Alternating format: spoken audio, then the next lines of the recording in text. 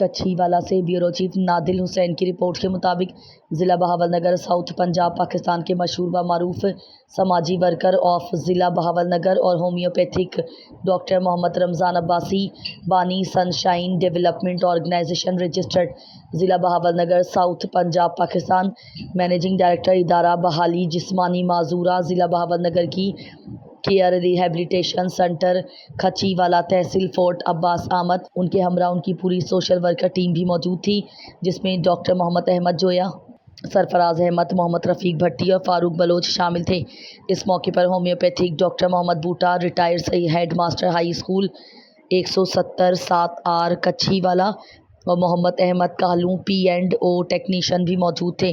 محمد احمد کہلوں نے اپنے استاد محترم اور مہمانوں کا پرجوش استقبال کیا اور پرتکلف اشائیاں پیش کیا، آنے والے تمام مہمانوں کا شکریہ ادا کیا۔